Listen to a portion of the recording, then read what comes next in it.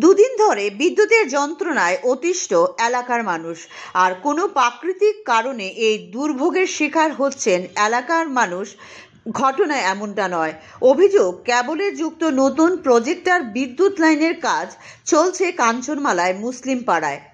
আর এই কাজ করতে গিয়ে কাজের বরাত পাওয়া কোম্পানির কর্মীরা গোটা দিন বিদ্যুৎ ছিন্ন করে কাজ করছে।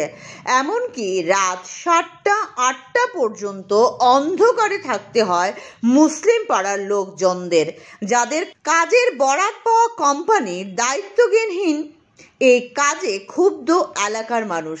আরও অভিযোগ, দীর্ঘ সময় বিদ্যুৎ না থাকায় অসুবিধার সম্মুখীন হচ্ছে বিভিন্ন ক্লাসের ছাত্রছাত্রীরা।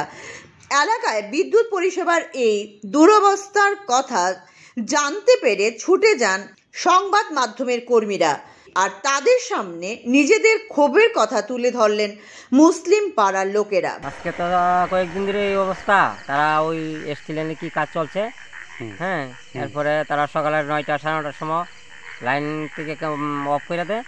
তারপরে ওখানে প্রায় 6:30 বাজে। এখনো কি কারণ আছে? এখনো কারণ আছে না, কারণ সবাই তো পরীক্ষা আরম্ভ হয়েছে। ক্লাস 1 থেকে প্রায় 10 পর্যন্ত, হ্যাঁ, মাধ্যমিক টেস্ট সব আরম্ভ হয়েছে। বাচ্চারা কি করে পড়াশোনা করে ততক্ষণ 7টা পর্যন্ত। 7টার পরে লাইনে আজকে বেশ কয়েকদিন ধরে এই অবস্থা চলছে। তারা তো জিগাইছি, তারা তো কইছে লাইন দিব, প্রত্যেকদিনই কই লাইন দিব। তারা এতক্ষণ পর্যন্ত কাজ করে, এরপর তারা 7টা, 6:30, 7টা বাজলে পরে লাইন দেয়। আমরা চাইতেছি কারেন্টটা তো কাজ করে, আমরা উপরে গই, কিন্তু লাইনটা যে এত দেরি, সকালে 9টা সাড়ে 9টার সময় লাইনটা যা, সন্ধ্যা 5টা, 4:30, 5টা মধ্যে লাইনটা দিয়ে দিলে তো বাচ্চারা পড়াশোনা আরম্ভ করতে পারে।